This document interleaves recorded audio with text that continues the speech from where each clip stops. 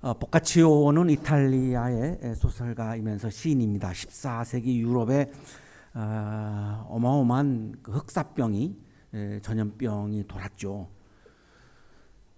이 흑사병의 시대를 배경으로 이 보카치오라고 하는 사람이 데카메론이라고 하는 소설을 썼습니다.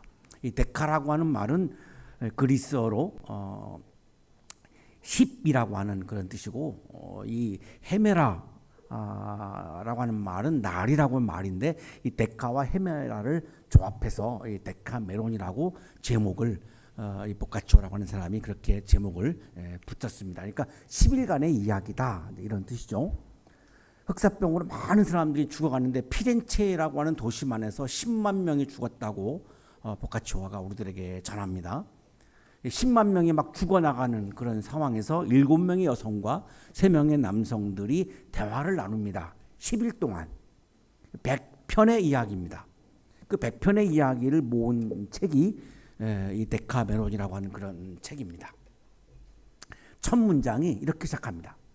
괴로움에 빠진 사람을 보며 연민을 느끼는 것이 사람의 마음입니다. 이 첫 문장에는 이 작가의 이 작품을 통해서 하려고 하는 주제가 담겨 있죠.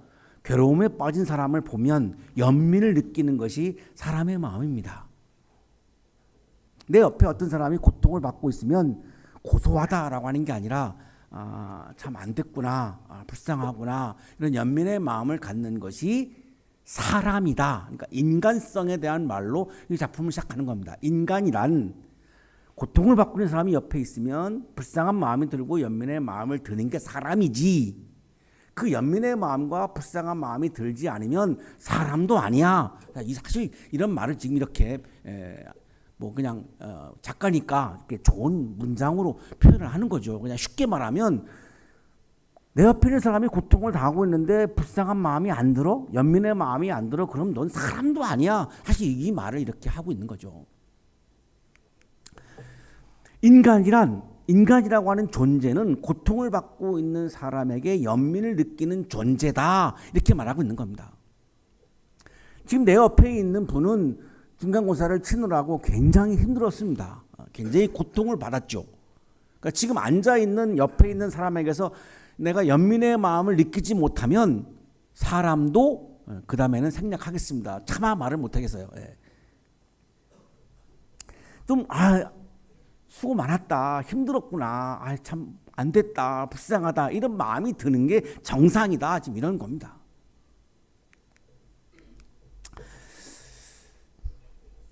흑사병으로 많은 사람들이 죽어가는 상황에서 사람들이 잃어버렸던 것은 연민의 마음이라고 보카치오는 이야기를 합니다. 인용하겠습니다. 이웃의 그 누구도 다른 이웃을 돌보지 않았으며, 10만 명이 막 죽어나가는 상황에서 내 이웃을 아무도 안 돌보았다라고 하는 겁니다. 친척들도 아주 가끔씩 왕래하거나 혹은 완전히 발길을 끊고 멀어지는 일을 그냥 두고 보게 되었습니다. 먼 발치에서 구경했고 불쌍하게 여기거나 연민의 마음을 느끼거나 그런 거 전혀 없었다라고 지금 얘기하는 겁니다. 임종을 지켜봐주는 이유 없이 생일을 마치는 사람들이 부지기수였으며, 마지막 숨을 거두는데 자식들도 와서 그 임종을 보지 않았다는 겁니다. 친척들이 진심으로 슬퍼하며 애처롭게 우는 경우도 거의 없습니다. 장례식을 하는데 우는 사람도 없었다. 슬퍼하는 사람도 없었다. 불쌍히 여기는 사람도 없었다. 모두가 고통을 당하고 있는 상황에서 사람들은 이 고통을 받는 사람들에 대해서 연민의 마음으로 사람들을 바라보지 못하고 아주 차가운 시선으로 바라보았다는 겁니다. 내가 지금 사람들을 대할 때, 내가 사람들을 바라볼 때 지금 나의 시선은 따뜻한 시선일까, 차가운 시선일까? 한번 좀 자기의 시선을 한번 지금 보시죠. 나의 시선은 어떨까? 지금 저를 바라보는 여러분의 시선이 두 가지의 눈빛이 저는 느껴집니다. 하나는 아주 따뜻한 눈빛이고 하나는 차가운 눈빛입니다. 따뜻한 눈빛은 저 사람이 얼마나 힘들까, 매주 저렇게 다른 내용으로 창작을 해가지고 저렇게 매주 그것도 그냥 시간에 막 쫓겨가지고 20분 안에 끝나려고 발버둥을 치면서 젊은 사람들하고 소통하기도 어려워하는 것 같고, 점심시간이니까 시간도 짧아가지고 막 쫓기고, 또 이 크리스찬이 아닌 사람들도 있는데 그들과 소통하려고 그냥 기독교적인 용어 안 쓰려고 그냥 막 발버둥을 치면서, 그런데 또 복음을 전해야 되고, 정말 저 사람 얼마나 힘들까. 불쌍해. 안 됐어. 왜 저 사람은 저렇게 살지? 이렇게 지금 저를 그냥 불쌍하게 여기는 눈빛이 느껴집니다. 예, 따뜻한 눈빛이 느껴져요. 또 하나는 차가운 눈빛이에요. 아이, 그만해. 빨리 끝내. 아이, 이런 눈빛도 느껴집니다. 예. 누구누구라고 얘기는 안 하겠지만 저는 알아요. 이렇게 어느 분인지. 예. 그런데 이 당시에는 그런 따뜻한 눈빛이 아예 없었다는 거예요. 이게 얼마나 이게 비인간적입니까? 얼마나 이게 비참합니까? 사람이 사는 세상이 그렇다면 얼마나 이게 우리가 불행한 겁니까? 여러분 그렇게 생각하죠? 내가 공부 열심히 해가지고 내가 실력을 키우고 능력을 키우고 내가 취업하고 뭐 이렇게 하면 난 행복하게 살 거야. 천만의 말씀입니다. 나랑 같이 사는 사람들이 나를 차가운 눈빛으로 바라보면 어떻게 그 행복하겠습니까? 그렇지 않아요. 우리 교목실에서 우리 오정현 목사님하고 박문혜 선생님하고 셋이서 일하잖아요. 서로가 다 마음에 들겠습니까? 마음에 안 드는 거 투성이죠. 왜? 자라난 배경이 다른데, 가치관도 다른데, 생활 습관도 다른데. 근데 우리 안 싸워요. 왜 안 싸우냐면 그냥 서로 불쌍하게 보는 거예요. 이유는 모르겠는데 왜 이렇게 불쌍해 보여요? 그냥 우리 오 목사님 보면 참 안 됐고, 우리 박문혜 선생님 보면 안 됐고, 그냥 그렇게 불쌍하게 여기는 마음 때문에 같이 헤어지지 않고 안 싸우고 이거 이렇게 파토 안 나고 이게 귀목실이 깨지지 않고 그냥 살아가요. 그 따뜻한 눈빛으로 그냥 위로를 받으며 힘들어도 그냥 살아가는 거죠. 자, 여러분이 아무리 실력을 키우고 여러분이 아무리 취업을 잘하고 했다고 하더라도 여러분과 같이 생활하는 사람들이 여러분에게 따뜻한 눈빛을 안 준다면 행복할 수가 없어요. 그런데 내가 차가운 눈빛으로 보는데 타자가 나를 따뜻한 눈빛으로 보겠습니까? 차가운 눈빛으로 사람을 보다가 우리가 너무 이게 익숙해졌어요. 이게 그냥 습관이 돼버렸고 그냥 우리가 체화돼가지고 그냥 내 존재가 돼버렸습니다. 이때는 흑사병이 돌아왔던 14세기 유럽에서는 지금 우리하고도 비교가 안 될 정도로 정말 극한 상황이에요. 아주 따뜻한 시선은 아예 없다는 거죠. 모두가 간호는커녕 작은 도움도 받지 못하고 죽어갔지요. 길거리에는 밤낮 없이 수많은 시신이 나뒹굴었고 집안에는 더 많았습니다. 시체 썩는 냄새가 풍겨오면 그제야 이웃이 죽었다는 걸 알게 되는 형편이었죠. 시체가 썩는 냄새를 통해서 죽었다는 걸 알게 되었다니까요. 그러니까 아무도 죽어도 몰랐다는 거예요. 내가 죽었는데 아무도 모른다. 참 비참하지 않습니까? 모두가 죽었습니다. 하나도 남김없이 말입니다. 이웃에 사는 사람들은 세상을 떠난 사람들에게 동정심을 느끼기는커녕 시신의 부패가 혹시 해를 주지 않을까 두려워 냉정한 태도를 취했습니다.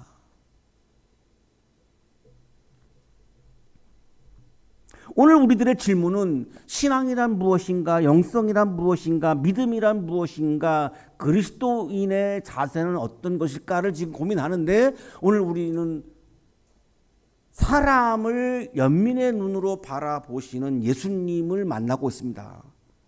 예수님은 차가운 눈빛으로 사람을 대하지 않으셨다는 겁니다. 예수님이 사람을 선한 사람, 악한 사람 이렇게 막 나눠가지고 선한 사람은 따뜻한 눈빛으로 보고 악한 사람은 차갑게 보시고 이렇게 안 했다는 겁니다. 오늘 본문을 보면 그거를 좀 오늘 보려고 하는 겁니다. 사도들이 예수님께 와가지고 자기들이 한 일을 보고를 해요. 이 사도라고 하는 말은 부활하신 다음에 예수님의 부활을 증언한 사람들을 사도라고 부르는데 지금 아직 안 돌아가셨거든요. 부활 이전인데 사도라고 얘기해요. 이 예수님 돌아가시기 전에는 제자라고 불렀죠. 제자라고. 근데 여기는 지금 사도라고 해요. 참 이상하죠. 그닐카라고 하는 성서 주석가의 도움을 이제 좀 빌릴 수밖에 없는데요. 부활하신 이후의 사도는 신분 호칭인데 여기는 신분 호칭이 아니라는 겁니다. 돌아가시기 전이니까 보냄을 받은 사람이라고 하는 성격을 말하고 있는 거다. 그래서 사도라고 하는 단어를 쓰고 있다라고 우리들에게 설명을 해줍니다. 굉장히 설득력이 있죠. 예수님의 보냄을 받은 사람들이다라고 하는 거죠. 근데 이제 보고를 하니까 예수님이 이제 이 제자들한테, 사도들한테 말씀하는데 내용이 뭐냐면 좀 쉬어라. 제가 지금 여러분에게 드리고 싶은 말씀인데요. 쉬세요. 중간고사 치르느라고 잠 못 주무셨잖아요. 그냥 저는 지금 여러분에게 드리고 싶은 말씀, 쉬세요. 어제 영성과 수업을 하는데 이제 시험 끝나고 이제 모였잖아요. 너무 지쳐 있어요. 그래서 30분 일찍 끝냈어요. 끝내면서 집에 가서 쉬세요. 안 돼 보이니까. 예수님이 지금 제자들이 너무나 막 열심히 일하는 게 안 이해하고 왔잖아요. 그러니까 뭐 안 돼 보여요. 그러니까 쉬어라. 이 예수님의 이 말씀 속에는 연민의 마음이 담겨 있어요. 불쌍한 거예요. 제자들이 너무 힘들게 일하고 왔으니까. 그래서 좀 쉬어라. 오늘은 여러분 쉬세요. 중간고사 하느라고 고생하셨으니까 하루라도 좀 쉬어야죠. 내일부터 다시 또 열심히 또 공부하시고, 지금 주무시지는 마시고 이따 집에 가서. 그래가지고 쉬려니까 어떻게 해요? 조용한 데로 가야 되잖아요. 그래서 이제 배를 타고 외딴 곳으로 가요. 조용한 곳으로 쉬려고. 와, 그랬는데 사람들이 이걸 내두지를 않아요. 어떻게 알고 그냥 예수님 일행을 많은 사람들이 따라와요. 나중에 뒤에 가서 보면 이게 몇 명이었냐면 5,000명이 따라왔습니다. 5,000명이. 예수님이 배에서 내리니까 5,000명이 확 이제 모여 있잖아요. 이 무리를 보시고 딱 예수님이 어떤 마음이 들었는지가 34절에 나오잖아요. 그들을 불쌍히 여기셨다. 5,000명의 사람들을 보시는데 불쌍하게 봤어요. 그 5,000명에 다 선한 사람들만 있을까요? 섞여 있죠. 선한 사람도 있고 좀 못되먹은 사람도 있고, 그죠? A형도 있고 B형도 있고 O형도 있고 자기 마음대로 하는 거를 좋아하는 AB형도 있고, 늘 나 때문에 저 사람이 힘들어하나 봐 걱정하는 소심형 A형도 있고. 식사를 하는데 한 사람이 확 나가더래요. 식사 중간에. 나중에 알아보니까 A병이래요. 자기 하고 싶은 대로 한다니까. 그러니까 O형은 또 지갑이 넓으니까 막 쫓아가가지고 왜 뭐가 상했냐고 또 막 물어봤대요. B형은 주변 환경에 휩싸이지 않나요. 꿋꿋하게 아무런 변화 없이 그냥 자기 밥 먹는 거죠. A형은 저 사람이 A병이 나 때문에 나갔나 봐. 걱정하느라고 밥을 못 먹어요. 얼마나 다양한 사람들이 모여 있겠어요. 뭐 이것만 있겠어요? 또 뭐죠? 그거 뭐 T 뭐 하는 거 그거 뭐예요 또? 예? 그거 뭐죠? 나 갑자기 생각. MBTI도 또 막 있을 거야. 다 또 애니어그램도 있고요. 얼마나 다양한 사람이 저기 모여 있겠습니까? 저기 다 착하고 좋은 사람들만 모여 있겠습니까? 5,000명이나 모였는데. 근데 거기서 예수님이 막 분류합니까? 아니요. 5,000명 다 그냥 불쌍히 여긴 거예요. 스플랑크 니조마이라고 하는 말을 번역한 거예요. 그리스어를 불쌍히 여기다. 이 말은 고통을 함께 나누다 이런 뜻입니다. 컴패션. 피티는 먼 발치에서 내가 그냥 동정하는 거고, 컴패션은 한 마음인 거예요. 너의 아픔이 나의 아픔이라는 말이에요. 독일어 성서에서는 미트라이트라고 번역하고 있는데, 미트는 함께, 라이트는 고통, 그러니까 동고예요. 동고. 아픔을 같이 한다, 아픔을 함께 나눈다, 한 마음이다 이런 뜻이에요. 동정하는 게 아니고. 예수님은 5,000명의 모든 사람들을 아픔을 자신의 아픔으로 그냥 품으신 거죠. 이게 5,000명을 향한 예수님의 마음이에요. 이게 연민의 마음이에요. 불쌍히 여기는 마음이에요. 그러니까 사람들을 불쌍히 여기니까 34절에 가서 정말 신기하고 우리가 주목해야 되는 건데, 가르치기 시작합니다. 이 가르침이 어디서 나오느냐면 연민의 마음에서 나온 거예요. 너무나 불쌍해요. 그러니까 행복한 길을 가르쳐야 될 거 아니에요. 하나님 나라에 이르는 길을 가르쳐야 될 거 아니에요. 기쁨의 길을 가르쳐야 될 거 아니에요. 여기서 나온 거의 가르침, 예수님의 가르침은 막 이렇게 막 정보를 막 강요해가지고 머릿속에 막 집어넣으려고 하는 가르침이 아니고 너무 불쌍해 보이니까 이 사람들이 어떻게 하면 행복하게 살 수 있지, 기쁘게 살 수 있지, 하나님 나라를 경험하며 살 수 있지, 이 행복의 길을 가르쳐 주시는 거예요. 우리 여기 계시는 교수님들은 그 가르침의 출발이 연민의 마음이라고 저는 생각해요. 여기 나오시는 교수님들은. 여기 안 나오시는 교수님들은 잘 모르겠어요. 그런지 안 그런지. 유보하겠어요. 확신은 있지만 표현을 안 하겠어요. 여기 나오시는 교수님들은 제가 볼 때 학생들을 연민의 마음이 있기 때문에 가르치는 분들이에요. 제가 대화해봐서 알잖아요. 매주 밥 먹고 제 방에 오셔가지고 차 드시면서 제가 대화해보거든요. 한 분도 빠짐없이 다. 예수님의 가르침은 정보를 집어넣으려고 하는 게 아니고 불쌍하게 여기셔가지고 연민의 마음이 드셔가지고 어떻게 하면 기쁨의 길을 걸어갈까, 어떻게 하면 행복한 인생을 살아갈까, 이거를 가르쳐주고 싶은 거예요. 거기서 나온 가르침이에요. 제임스 에드워즈라고 하는 신약성서학자가 예수님의 가르침의 동기는 연민의 마음에서 나왔다 이렇게 설명을 해줍니다. 그닐카라고 하는 성서학자도 예수님의 연민의 마음과 가르침은 밀접한 관계를 가지고 있다라고 설명을 해요. 그 다음 그닐카의 얘기에 저는 주목했습니다. 기적은 가르침에 종속되어 접합된다. 이 다음에 여러분 잘 알고 있는 그 유명한 오병이어의 기적이 나옵니다. 그러면 보세요. 연민의 마음이 가르침으로 이어졌죠. 가르침이 오병이어의 기적을 만들어낸 겁니다. 우리는 오병이어의 기적만 따로 띄어가지고 읽었기 때문에 이걸 못 봤죠. 여기 마가복음 6장을 읽어보면 연민의 마음이 출발이었고 이것이 가르침으로 이어지고 그 가르침이 오병이어의 기적을 일으킵니다. 그렇다면 오병이어의 기적의 출발은 연민의 마음입니다. 예수님이 그 5천 명을 바라보면서 배제하는 마음, 혐오하는 마음, 미워하는 마음, 저주하는 마음을 품었다면 오병이어의 기적이 일어날 수 있었을까요? No, 못 일어납니다. 기적은 연민의 마음이 있는 곳에서 일어나는 사건입니다. 예수님께서는 사람을 향해서 연민의 마음을 품으셨고 그래서 요한복음 10장 4절에서 본인이 자신을 가리켜서 나는 선한 목자야 이렇게 말씀한 겁니다. 나는 선한 목자야. 영성은 사람을 연민의 마음으로 바라보는 겁니다. 잘 안 되시죠? 왜 안 될까요? 세상이 작거든요. 나도 모르게 공격적으로 변하고 나도 모르게 사람을 대할 때 거칠어지는 그런 게 있어요. 우리도 모르는 사이에. 왜? 세상이 너무나 삭막하고 작기 때문에 그래요.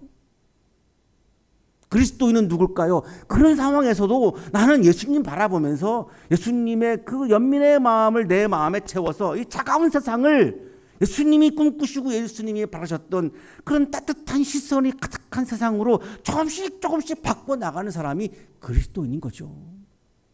그게 어려우니까 우리가 채플에 모여서 이 연민의 영성을 훈련하는 거죠. 나 혼자 힘으로 안 되잖아요. 어렵잖아요.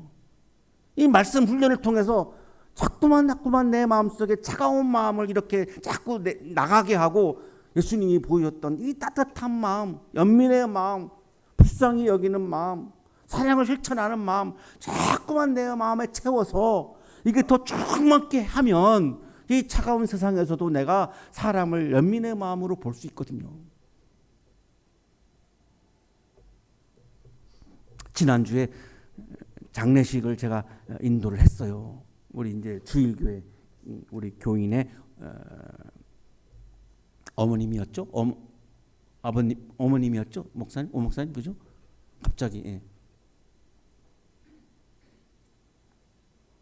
근데 어떤 분이 아침 8시 반인데 장례식장에서 이렇게 바이올린 연주를 해드리면 너무 좋겠다고 음악을 굉장히 좋아하셨다고. 근데 누구한테 부탁을 해요? 아침 8시 반에 시험 기간이었고. 근데 우리 저 이현우님이요, 송도에 사는데 그 시간에 왔어요. 사례비도 없거든요. 장례식 하는데 무슨 사례비가 있어요. 사례비도 없어요. 근데 아침 8시 반에 오셨어요.